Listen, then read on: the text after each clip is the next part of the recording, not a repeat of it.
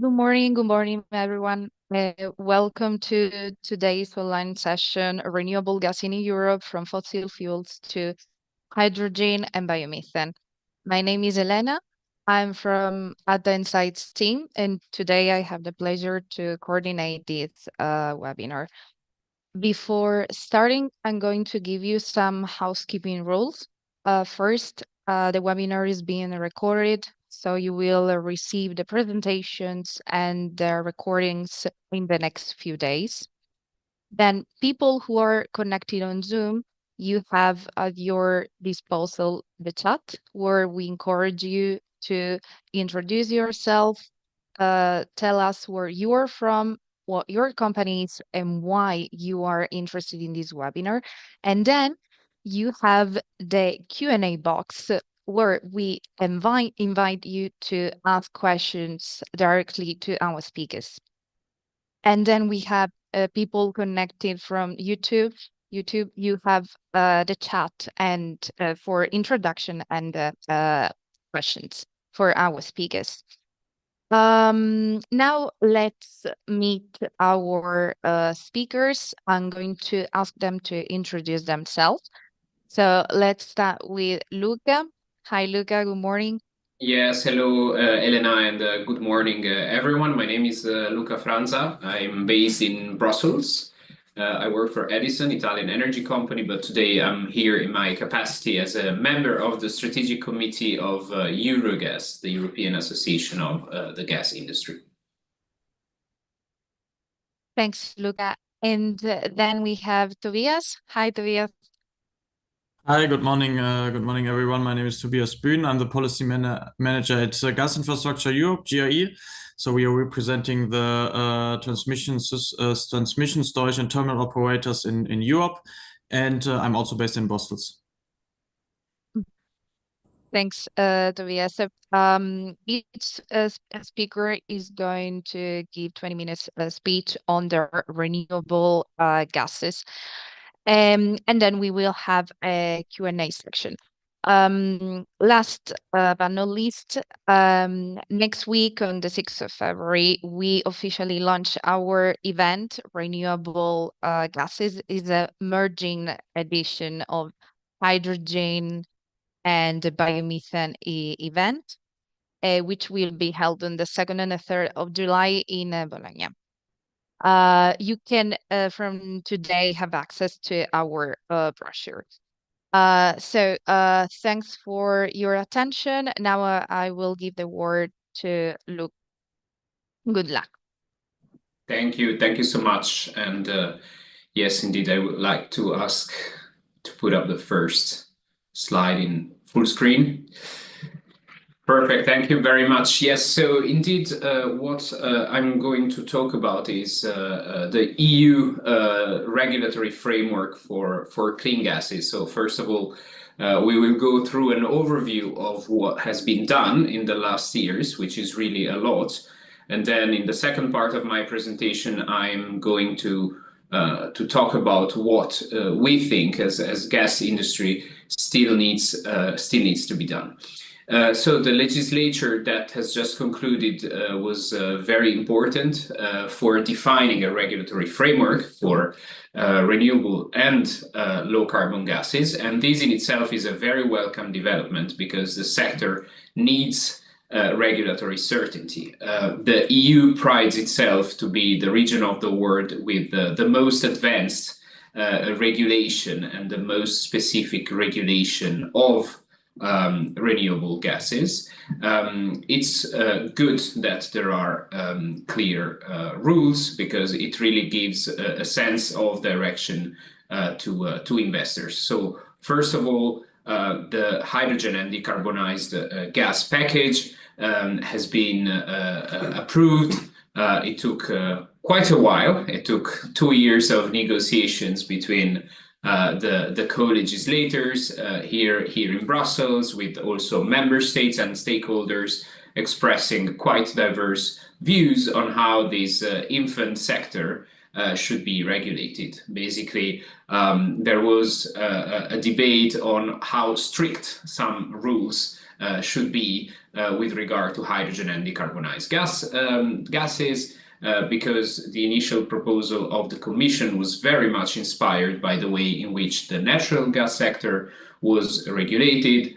So, for example, there were quite strict unbundling rules and other rules regulating access, which, of course, are very suitable for a solid and mature sector, but many players asked that the rules for sources of energy that still needed to take off should be a little more relaxed. So essentially, the final text adopted was a bit of a compromise between these two camps. It's a very important piece of legislation. It defines gases. It establishes a new entity, which is NOH, which is sort of the NSOG for hydrogen. And then unbundling rules to regulate to what extent the owners of the infrastructure should also be engaged in production and trade. It regulates infrastructure and cross-border flows, the tariff schemes, and the blending here. Let's say that initially, or at least a few years ago, even before the presentation of the proposal by the Commission, there was an idea that a lot of hydrogen would be blended in the existing gas network, and then we saw that this ambition was downgraded more and more, and there's now a very soft approach to blending. People do not think that will be a major pathway to let's say put decarbonized gases in the energy system. Then there was the review of the Renewable Energy Directive, so the RED 3 was adopted, and that is very important. It contains new definitions of what renewables are, which is important, to establish what kind of inputs can be used for renewable hydrogen certification, sustainability criteria, and then, of course, a lot of targets, right? So you have, of course, the overarching renewable target by 2030 for 2.5%, but then you also have the RFMBO targets, the renewable fuels of non-biological origin, which is essentially electrolytic hydrogen. You have a 42% target of RFMBO in the hydrogen that is used in industry. So 42% of the hydrogen used in industry should be RFMBO. There's no overarching hydrogen in industry target. Then there are other RFMBO targets, notably for the transport sector. There we have a combined target for biogas and RFMBO, but still the text specifies that there should also be a minimum RFMBO, which is 1% of total supply. There are also a number of secondary legislations that have been adopted in the last legislature that are very important, quite technical, quite detailed, but essential for the development of the sector. One of them is the very well-known Delegated Act on RFMBOs, on which also negotiations lasted for a very long time. Again, it establishes rules for certification, and most notably, it establishes the so-called additionality principle. Basically, the European Commission wanted to introduce this principle because it didn't want, let's say, renewable gases to cannibalize direct electrification, right? So essentially, the principle is that in order to call a molecule, renewable, you need to prove that it doesn't only come from a renewable energy plant, but it comes from a renewable energy plant that has been built on purpose to produce hydrogen, in addition to the renewable energy plants that are built to electrify the economy. Then, of course, it's much more technical than this, but this is just to introduce the principle. There's also temporal, geographical correlation, and so on. There was the Repower EU in the last legislature that was relevant for renewable gases. Repower EU was this initiative that was taken in response to the invasion of Ukraine by Russia. And the ambition of the European Union to free itself completely from Russian fossil fuels by 2027. It's very important that politically the European Union on that occasion saw renewable gases as a way to reduce natural gas consumption and therefore imports of Russian gas. So the Repower EU, let's say, document is not a legislation, so it's non-binding. It established some targets, a target of 10 million tons of domestic hydrogen production, coupled with a target or aspirational target of importing another 10 million tons of hydrogen by 2030, and then an aspirational target for biomethane as well, 35 BCM by 2030.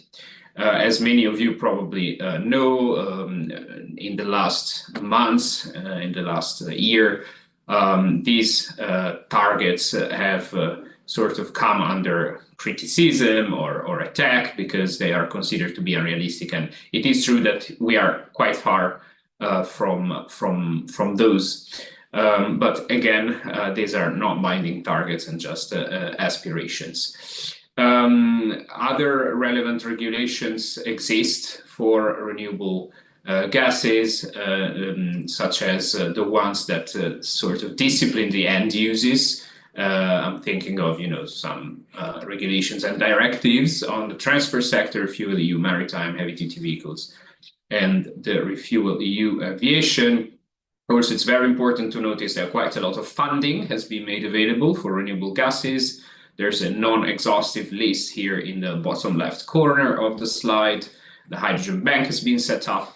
The Connecting Europe facility has funded the renewable gas projects, Innovation Fund, Horizon Europe. Then, of course, there's state aid, for which the European guidelines on state aid are very important. So there's still quite a lot of funding to be put on the place. The funding gap is still very important for renewable hydrogen, but of course we are very positive and also grateful to the institutions that indeed quite a lot of money has been put on the table already in the last years.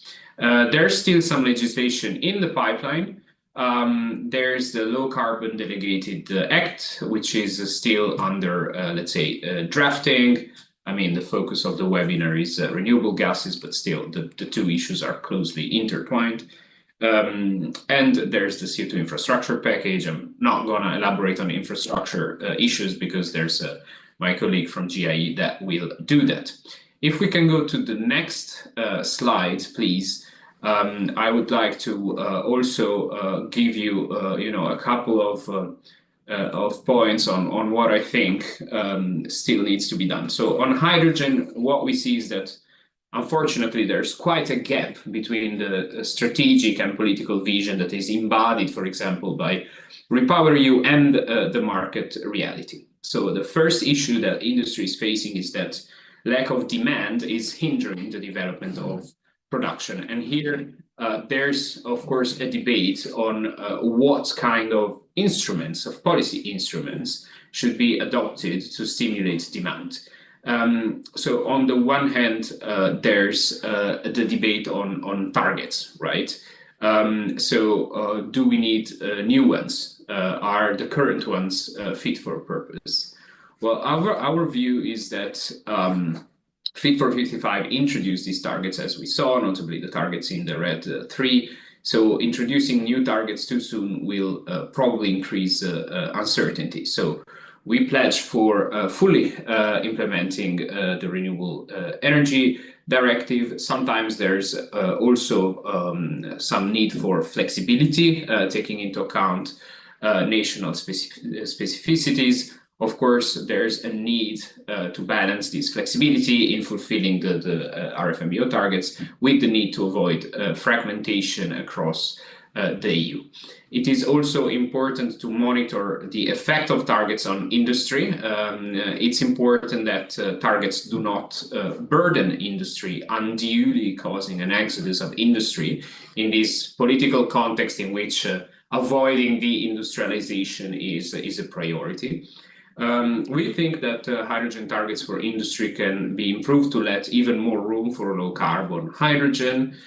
Of course, there's also now a discussion on lead markets instead of targets. So, for example, mandates on the downstream side for energy intensive industry, which could also be sector specific. I'm thinking of the steel sector here. It's very interesting to see what's going to happen with the Clean Industrial Deal to be presented at the end of February. Apart from targets, actually, what we think is really needed on the demand side are investments. And here we need a mix of private and public investment. There's still an important funding gap in renewable hydrogen, notably, as I said earlier. So on private investments, it's positive that there's ambition on policy instruments that are meant to unlock them. We are reading about the Savings and Investment Union, sort of following up on the Draghi report, using EIB, European Investment Bank, de-risking. But let's not think that these solutions can be a silver bullet. It's very important to unlock private investments, also to simplify regulatory frameworks and reducing bureaucracy. We have seen, for example, some delays on the disbursement of critical funding. On public funds, at the moment, there's quite a lot of different EU instruments available and also state aid. It is important that there's quite a lot of EU funds and not only state aid, because we need to avoid an unlevel playing field, meaning that the richer countries of the EU can generously incentivize renewable gases, and the ones with more fiscal constraints can't.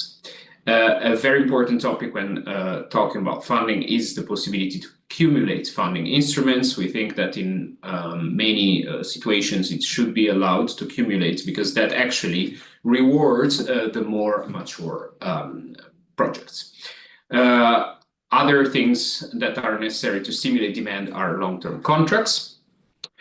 Another topic is technology neutrality. So we think that all production pathways should be valued, including the low carbon ones, as long as they allow for greenhouse gas emission reductions. Infrastructure, as I said, I'm not going to elaborate on it, but it's important to, I think, say that also from our perspective, it is a key component of the picture. So it is necessary to finance infrastructure, integrated planning of infrastructure. We see it favorably. We need a speedy implementation of the gas package rules for hydrogen at a member state level to provide certainty about infrastructure availability, a speedy work on import corridors, and similar to what we have seen with electricity grids, we need to see a speed up of permitting. Other key things that will happen that are unfolding are reviews of RFMBO rules, and maybe we can elaborate about that later. And as I said earlier, the Low Carbon Delegated Act. Just to conclude, 1 minute or 2 minutes about biomethane. Here as well, we see still some barriers. We see that the access to sufficient amounts of feedstock at reasonable costs and over a long enough period of time remains a key challenge in stepping up biomethane production. Other hurdles are grid connection, permitting, the fact that there are different rules across member states. Of course, on biomethane as well, similar to hydrogen, we have the issue of demand creation, and we know that there's no overarching target for biomethane, and Eurogas has advocated for a binding target on biomethane. And then there are very important steps that need to be taken to incentivize production, and the issue of certification for biomethane is a very pressing one.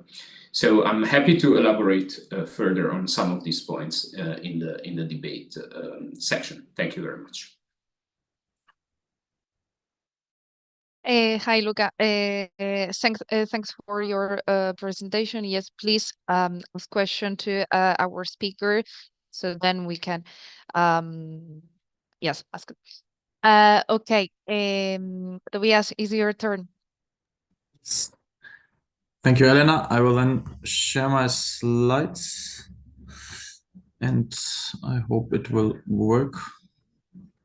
And then put it now also in presentation modes. So yeah, also thank you very much to Luca, and thank you very much again for inviting GRE. So I think, as Luca already hinted, I will focus on the infrastructure perspective, and I think to a large extent also complement what Luca was just mentioning. I will especially also look at the current status where we stand with infrastructure for renewable gases.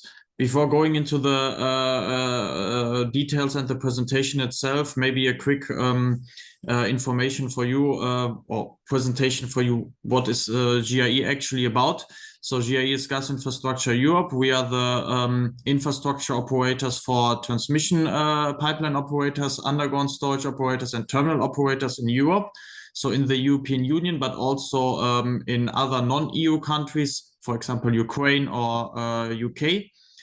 Our main business over the last decades and up until today has been the operation of natural gas infrastructure. As we all know, this portfolio is now diversifying. We are looking at biomethane, at hydrogen, at CO2, synthetic gases, and of course also the sector coupling and energy system integration approach between molecules and electrons becomes more and more important to optimize the overall energy system. So during this now presentation today, I will look at the role of gas and hydrogen infrastructure developments in the transition period.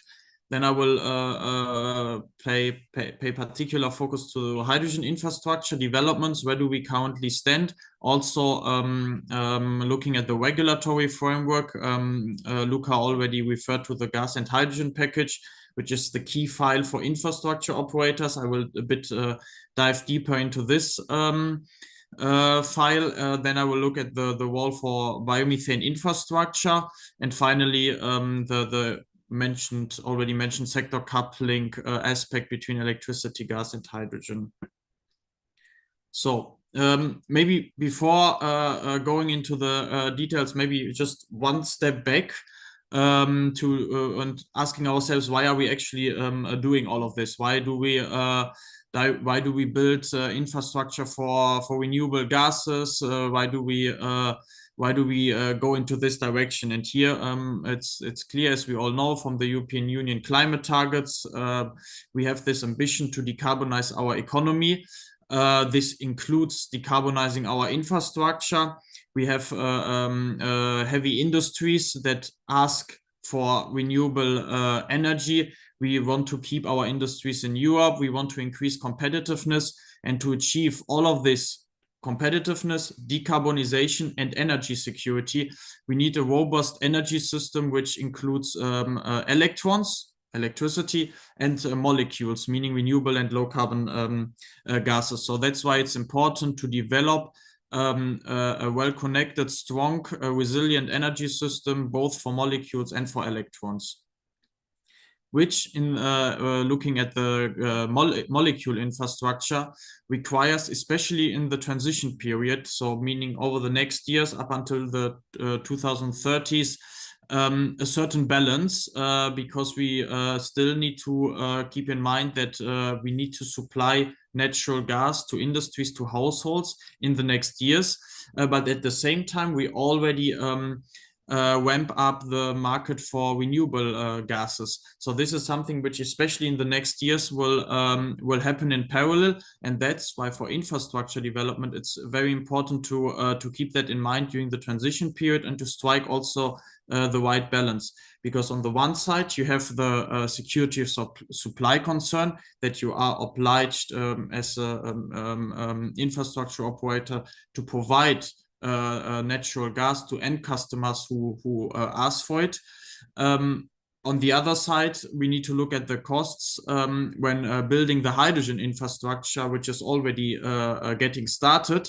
So there's a balance between repurposing existing infrastructure and, on the other side, looking at the costs when building new infrastructure, which is more expensive compared to repurposing. So this is something that we need to keep an eye on in the transition period. Now, let's move to hydrogen infrastructure. Where do we currently stand? For this first general overview, I would like to invite you to take a look at this map, which here on the left side looks quite messy and compact. But the slides, as Elena said, will be shared afterwards. So the link to this map is also provided here, and you can use it to play basically with this map, because it's a joint initiative. You see the associations here, GIE and Eurogas are among the associations, many others as well. So it's the current status of projects for hydrogen infrastructure, and you can see when projects become operational and what are the capacities, and are they repurposed pipelines, are they new pipelines. So here I really invite you to take a look at it, to have a deeper analysis of the current status of the hydrogen infrastructure status, because as we know from the natural gas and also the electricity market, hydrogen infrastructure is an enabler for a new market. We are talking about a nascent market, and infrastructure is there and needs to be there to connect supply and demand, to store, and also to enable imports. And all of this is needed to not only once the market is there in maybe 10, 15 years, but also you need to develop this infrastructure already now, once to show to be available once the market is more mature along the 2030s approximately. We see some examples now already in Europe. In the Netherlands, the market, the infrastructure is currently being built. In Germany, there was also a decision last year between the operators and the government to build the core network, which will have a length of around 10,000 meters or 10,000 kilometers by 2032. And this is already starting now. So this is very important to highlight here. Maybe now looking a bit at the different sections of the infrastructure. First of all, the pipelines. You might have heard of the European hydrogen backbone, which is a vision of European gas transmission operators, how to move towards interconnected hydrogen pipeline system. And here you can also see that by 2031 there will be more than 30,000 kilometers which are currently being planned. You see that the majority of those pipelines are planned to become operational early in 2030. And these pipelines are also connected to the corridors that you might know also from the REPowerEU communication, the different corridors that transport hydrogen, especially to those highly industrialized regions where hydrogen will have the highest demand. One very important aspect of the whole energy system actually are hydrogen storages, because they provide different values, and they enable the storage of renewable energy. As we know, if we look at the electricity system, there are batteries, but especially also the long-term flexibility storage options are only provided by hydrogen storage. So here we see certain values on that slide. I would only like to focus on the left side, on the different values that hydrogen storage provides. Taking the system value, where hydrogen storages provide an overall improvement of the energy system, both the molecule and the electricity system. You have the insurance value, which says that hydrogen storages will provide a certain insurance to the energy system in times of high demand or peak demands. You have the arbitrage value, which ensures that you can storages enable the cheapest, or make the cheapest hydrogen sources available due to the functionality of having storages in place. It should be highlighted that these three values also apply to the storage of natural gas. And then talking here about hydrogen storage, we have two additional values, the kickstart value and the environmental value. And the environmental value obviously says that thanks to hydrogen storages, we can reduce the greenhouse gas emissions of the overall energy system. And the kickstart value says that hydrogen storages can optimize investments in renewable electricity facilities, also in electrolyzer capacities, to also again save or optimize the cost efficiency of the whole system. And then the last part of the infrastructure, but certainly as important as the other two, are terminals. As we all know, the REPowerEU communication and the EU climate targets in general foresee also high shares of energy imports. The hydrogen strategy foresees 10 million tons of hydrogen imports per year, the same amount as a domestic production. And therefore, terminals are needed to import renewable and low carbon energy from overseas, especially when talking about long distance shipping transport from around the world. This is always happening in a molecule format. Therefore, we need to receive this renewable energy from around the world, and this will happen via molecules for decarbonization reasons. And therefore, terminals are there to receive hydrogen and also hydrogen derivatives. In addition, they provide connection and access to global markets. We have seen this for the LNG market, for natural gas, but we see it then also, or will see it also for renewable and low carbon gases. There are other regions in the world that have more favorable conditions, so it's needed to connect Europe to these markets via our terminals, considering that Europe will be a net importer of energy. And then finally, there's also the aspect of security of supply, which, as we all know, has been very high on the agenda in the last years and will continue to be so in the next years. And having terminals also means that you have diverse supply sources. So it gives you security of supply, but it also gives you diversification of supply. And this is a very important aspect when looking also at geopolitical global developments and dimensions. Looking now, also a bit complementing to what Luca mentioned before, the regulatory package. So what are the key provisions for infrastructure operators of hydrogen that are currently in place and that have been agreed upon by the co-legislators at EU level last year? So we're talking about the hydrogen and decarbonized gas market package. And here we have a few highlights that I would like to put forward here, which are very important for our infrastructure operators. The first one are the unbundling rules, which we know from the natural gas and the electricity system already. Here we see that the unbundling rules that we know are also applicable for hydrogen. So the vertical unbundling, that infrastructure operators are not allowed to be traders or to supply or to own energy, but we are just there to provide capacities for the transport, storage, and import of hydrogen. There's also the legal horizontal unbundling, so basically the separation between natural gas and hydrogen activities within one company, with some exceptions here. So these rules are in place and give now a certainty to infrastructure operators under which unbundling rules they need to operate. Then there are several provisions on tariff discounts.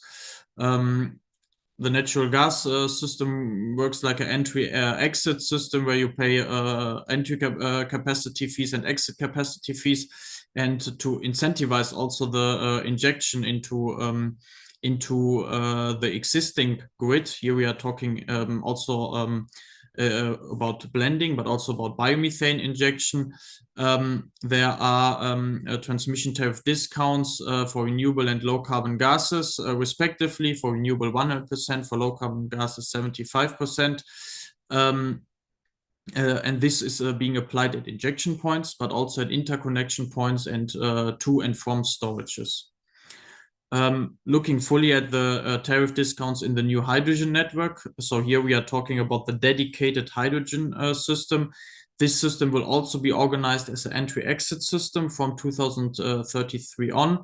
And here regulatory authorities of adjacent member states shall agree on tariffs applied at interconnection points. So basically which tariffs are being applied when hydrogen flows from one country to another country. Something that is very important for all infrastructures. As mentioned, as infrastructure operators, we provide capacities, and these capacities should be based on a third-party, non-discriminatory, fair third-party access to market users. For networks and storages of hydrogen, we see a regulated third-party access as a default rule, with the option for negotiated in the until the mid-2030s.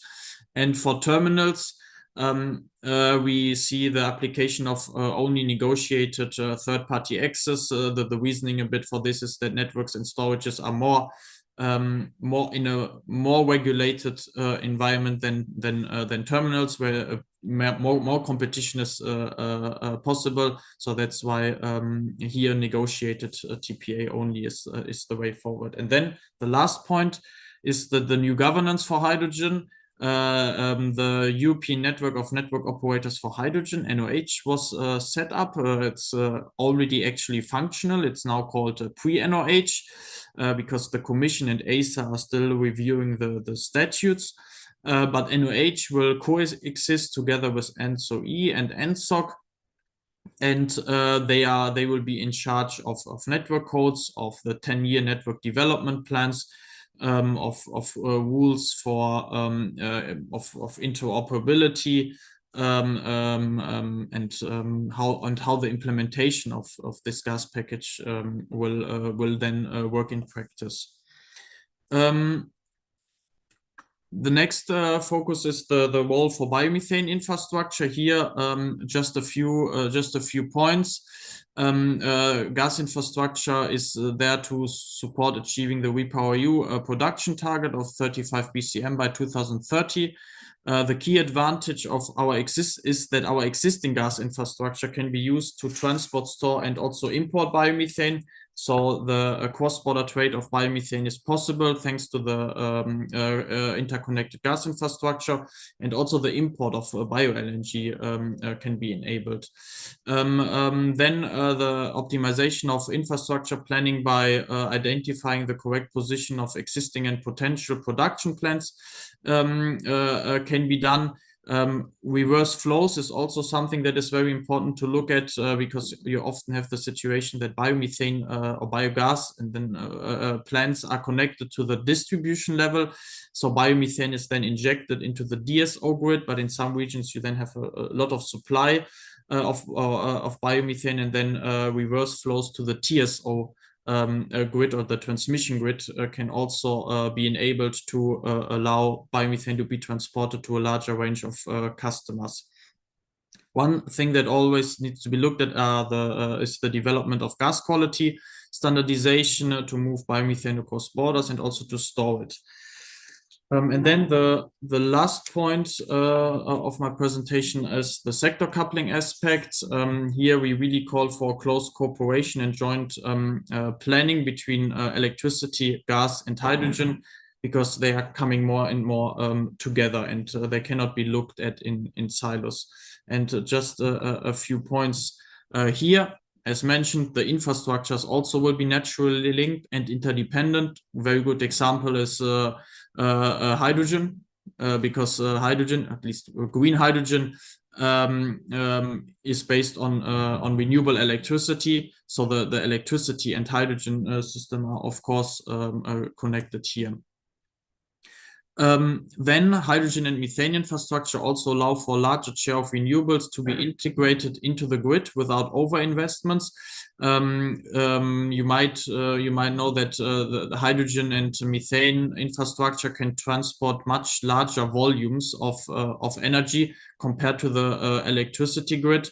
Often the investment costs for the same capacity are up to tenfold smaller for molecule infrastructure compared to electron infrastructure. And then this is exactly the point I was just mentioning with regards to the energy system development costs. And then the last point, a very important one, is the role of seasonal storage, but also daily balancing solutions in an energy system that will be more and more dependent on volatile renewable electricity. We need those base load renewable energy. We need security of supply, system resilience, and also the storage of such renewable energy. The famous term Dunkelflaute is coming up more and more. So that's where it's of utmost importance that electrons and molecules complement each other and fulfill their roles. And that's it. And happy to take questions and looking forward to the debate. And I hope I stick to the time, more or less. Okay. Thanks, Tobias. Yes, we have some questions. Okay, let's start. I think yes, there are for both of you, but first, um, is there any way for member states to cooperate in meeting their RFMBO targets for industry? For renewable energy, there is such a possibility. RED to establishes free options for member states' cooperation on achieving renewable energy targets, statistical transfers, joint subsidies, joint projects. However, it is unclear whether any of these options can be used for RFMBO compliance.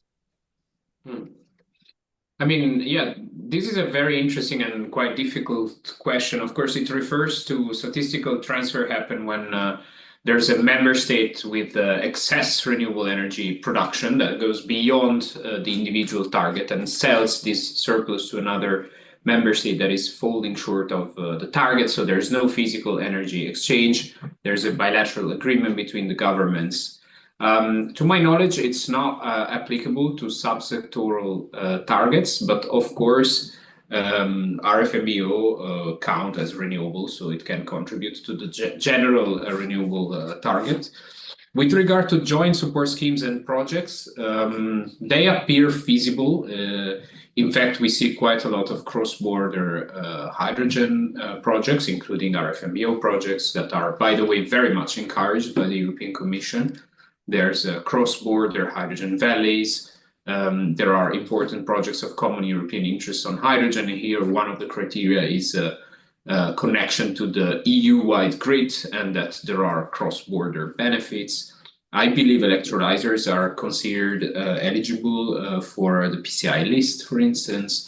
So, I mean, there's definitely a cross-border dimension in support to RFMBO, because of course that's very much in line with the European Union objective of sort of having a seamless market and of having as much cross-border cooperation on renewables as possible. So that's what I would say. I think, yeah, maybe also to add, indeed, electrolyzers, also hydrogen infrastructure in general is eligible for PCI projects. So I think also with regards to the second question I saw here, to support also the development of infrastructure for green hydrogen and the funding that is available. I think the PCI labeling is one aspect. It's not the silver bullet and only solution, but it's one tool available at EU level for EU funding. Thanks. Now, next question. How do you expect the USA trade policy under Trump to impact the European clean fuels industry? To me or Tobias? Both. Well, I mean, so the most evident risk is that the US may introduce some trade tariffs for European goods, right? That's let's say what people are mostly talking about. When we talk about renewable gases in Europe, at the moment we are mostly looking for local use. Actually, the European Union is probably going to be a net importer of renewable gases. There are differences across member states as well, because there's some countries that within the European Union that are expected to be net exporters, but others net importers like Germany. So of course, it could be that there are some hydrogen derivatives. I can think of those. So fuels derived from hydrogen or ammonia, and then there's the development of a global market in which the EU also starts playing a role, and maybe the US could be an outlet market, but I think we are still pretty far from that kind of development. Of course, another effect of more broadly Trump policy is a push to US LNG exports to the European Union, with the impact that this will have on energy markets, perhaps easing a little bit the situation of high prices, if that translates into quite a lot of gas volumes. Yeah, indeed. I can also confirm or complement, especially the wall. I mean, we're talking here about renewable gases, but of course the wall of LNG imports to Europe at the moment is I think the share is close to 50% from the US at the moment, and then we are also looking towards low carbon hydrogen. Luca mentioned it also as an important energy vector, and here, well, we need natural gas together with the CCUS or CO2 capture, and this is also an important element. Okay, thanks. Next question. Which are the key barriers for biomethane growth and implementation?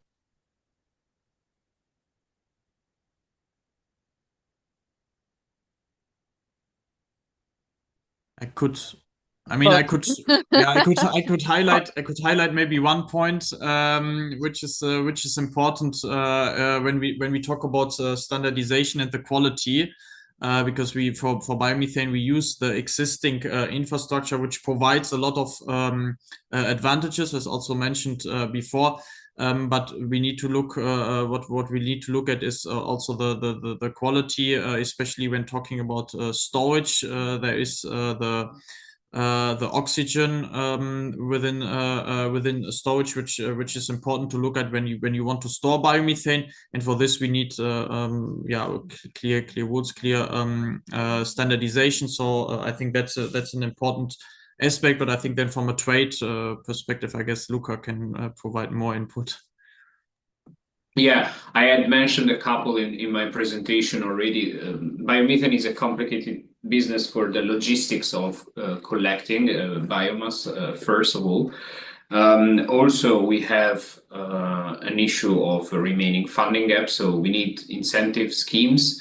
Many European member states have introduced investment schemes. They're not always as flexible as the industry would like to see. Another thing is that we need consistency over time about how these incentives are geared towards some specific end uses, because there are some countries that really favor the use of biomethane, for example, in transport, and then they sort of change the course, and it's quite important to leave stability and also to be quite agnostic in the sense that it is also important to leave it up to the market to see what best use can be made of biomethane and observe market developments in that regard and consult with market players to if the ambition is to take a more specific direction. Same thing for the production pathways. Biomethane can be produced from waste that comes from agriculture or urban waste and so on. So then there's the issue of permitting. That is still a hurdle in some jurisdictions. There's the issue of grid connection. There are also quite a lot of administrative burdens. There's different rules across member states that is hampering the emergence of, let's say, a traded market. At the moment, certification is a key issue because, of course, the users want to prove that they're using decarbonized energy, but it's a very difficult topic to navigate for industry because, first of all, in addition to the EU-wide rules on certification, some member states have some additional requirements. And also, by the way, the EU-wide certification rules are still quite uncertain. There's a union database that is not yet fully operational, for instance. So, what we think is needed is as I believe to be a single standardized EU-wide certification and traceability system. So I would say, of course, then we could claim also that the lack of binding targets at the European level is one of the hurdles, because clearly strong targets or other ways to incentivize demand, as I elaborated a bit during my presentation, would give quite a lot of impetus to the sector. Thanks, Luca and Tobias. Okay, let's go to the next one. Also, no, I'm seeing someone commented that one of the barriers is yes, indeed, for sure. How could be the A2O an alternative for electrical power production, and what is the requirement building security mainland for A2O power station near data center?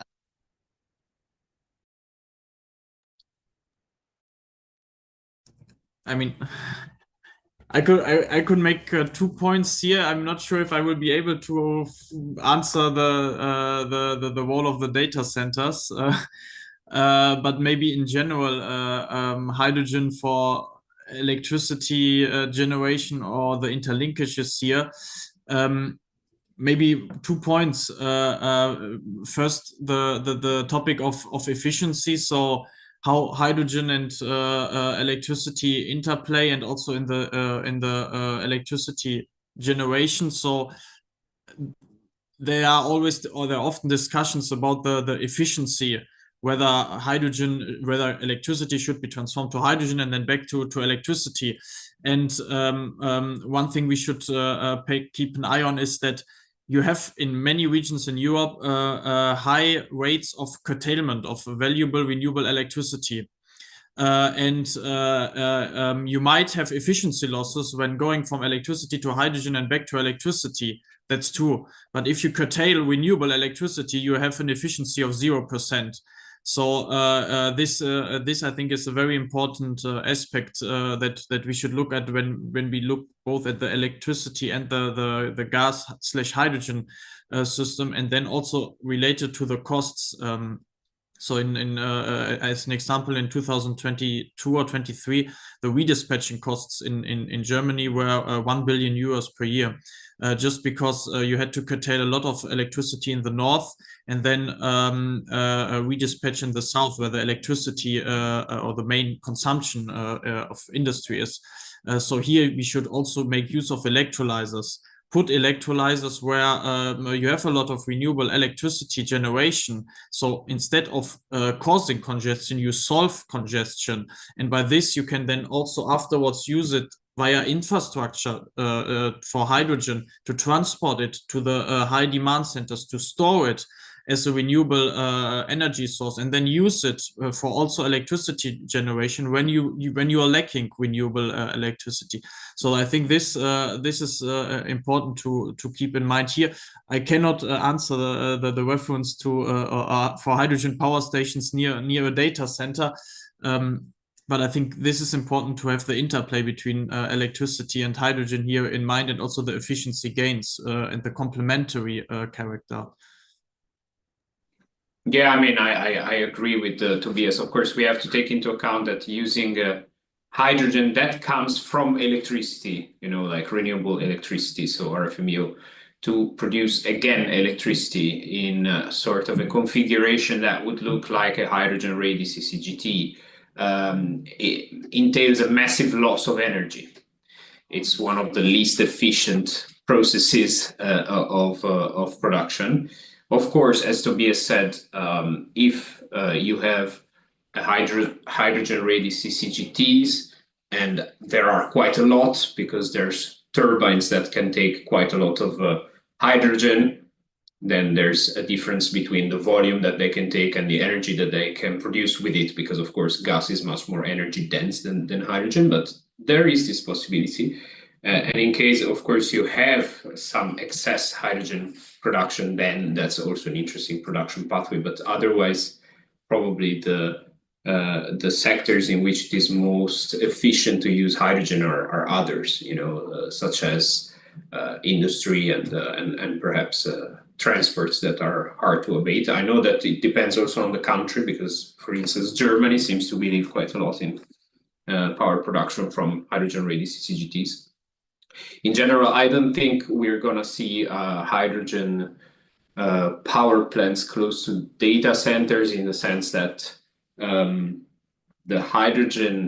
electricity production from hydrogen that I see, as I said, will take place in CCGTs or some dedicated hydrogen power plants. But I don't think that necessarily the criterion of placing these power plants will be to, you know, build them next to data centers that will probably be connected to electricity grids, and the data center will be connected to the electricity grid. Thank you very much. Last question. How can Europe overcome seasonal storage challenges for renewable gas like biomethane and hydrogen? And what are the most viable solutions for storing high volumes efficiently and cost effectively? Who wants to go first? Yeah.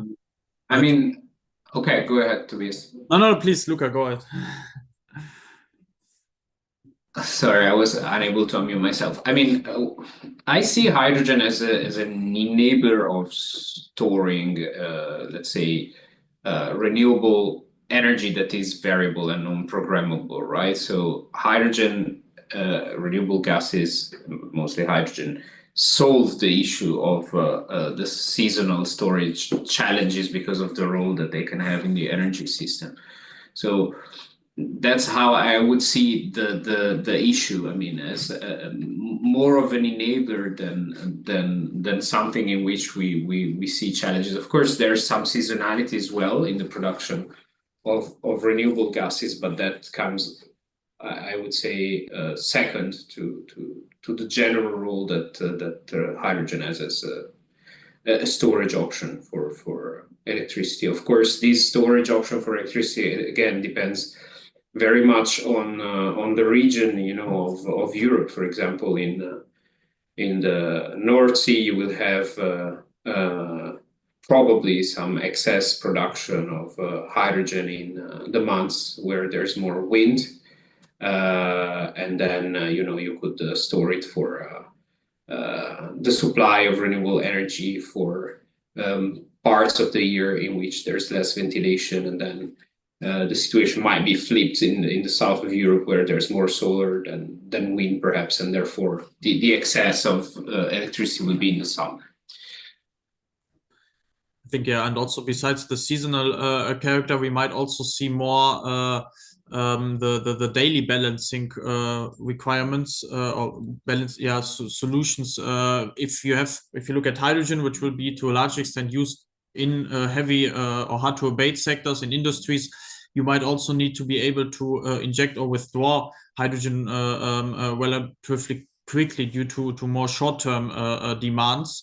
And if you look, for example, at salt caverns, which are currently also in place for natural gas storage, here you can relatively quickly inject and withdraw hydrogen to also provide daily and fast balancing solutions besides the seasonal character. Okay. Thank you very much. Thanks, Luca, Tobias, for your insights. This is the end of the webinar. Also, I want to thank you, the audience, because we had almost 600 registrants for this webinar. Thank you very much. Again, presentation and recordings will be sent in the next couple of days. And we'll remind you our event in Bologna, the 2nd and the 3rd of July, for renewable gases. And again, thank you very much, Lucas and Tobias, for accepting our invitation today.